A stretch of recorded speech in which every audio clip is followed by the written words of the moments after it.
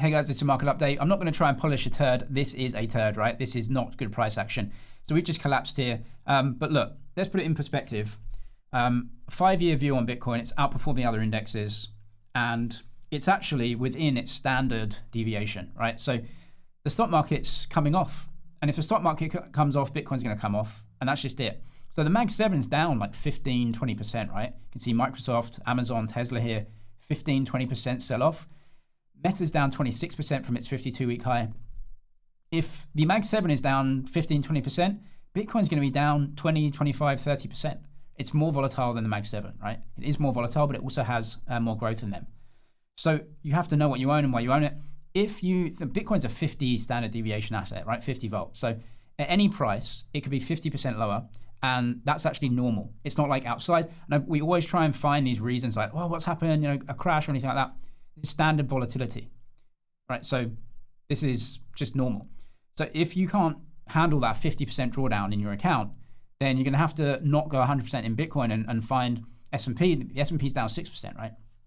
Now, over a 5-year period, you're going to really underperform the S&P. You're going to really underperform Bitcoin, I think, by investing in the S&P. But if you can't stand a 50% drawdown short term underneath that 5-year time horizon, then you're going to have to go into other assets, right? So that's what diversification is. It reduces volatility. It also reduces upside because volatility is upside. If you've dollar cost average into Bitcoin, this is the last 5 years, Bitcoin is a volatile asset, and all volatile assets, like equities as well, like the S&P, these things have to be invested in slowly, over time, and with a long-term time horizon. So at least 5 years. I'd say with Bitcoin, probably a 10-year time horizon, right? So over the last 5 years, if you just put 100 weekly into these assets, Bitcoin is the outperformer. 120% for Bitcoin, 40% for the S&P, 95% for gold. I think the Nasdaq's around like 100% or so. So Bitcoin has been the outperformer. Not stellar, but it has been the outperformer. It's got more volatility and more returns, and that's why we're here. But you have to take the long-term view.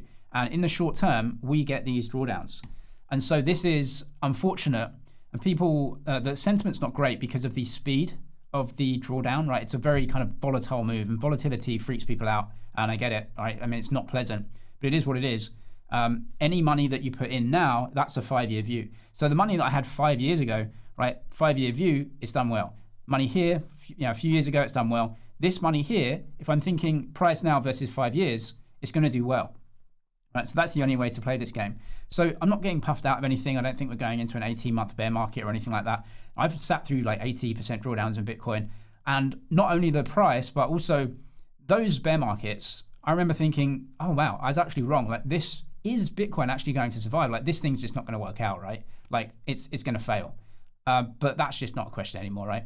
I mean, everyone owns it, right? Harvard Endowment Fund owns it. UAE owns it. Czech Republic just put it on their balance sheet, kind of starting out. Everyone owns this thing, right? Just like the S&P. So is it going to fail? No. It's a raging success. But this volatility freaks people out, and it's the price of admission. It's the price of the outsized returns. So look, I'm just not going to do anything different. I'm obviously going to buy here. This is where you get your returns, right? You don't get your returns at highs. These lows, buying these, could buy 80, could go to 70, could go to 65, but you've got to get in at some point, right? So nothing's really changed.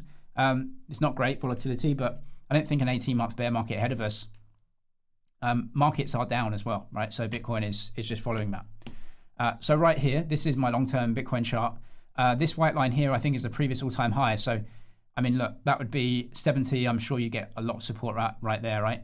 And then this is the 200-week moving average, which is coming into around 60K or something like that. Look, if you're a long-term investor, it's this white line that you're looking for, right? And so I think it just goes 40% ARR, 30% ARR, 25% ARR, and your portfolio, if you invest every week, would be this white line. And so I just think it's going to do this over time with huge volatility in between. Why would we go into a deep bear market now when the Fed is looking to cut interest rates next year and support markets, right? They're trying their best to stay as hawkish as possible, which they're doing. But obviously markets are starting to creak under that weight, right?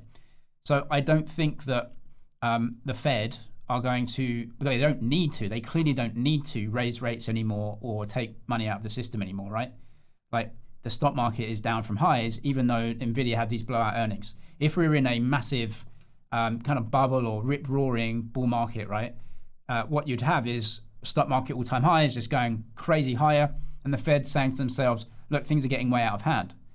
The market is creaking under its weight. Clearly, we're in this kind of risk-off period where people are really uncertain and market's going down. That's deflationary and all of that. So maybe the market's just saying, hey, we expected you to cut in December and we kind of needed you to cut, and you're telling us that you're not going to cut, and everyone's freaking out. So I actually think nothing now is relevant, right? If you invest now, what's the trade? You're going to trade out in 6 months or 5 years or whatever.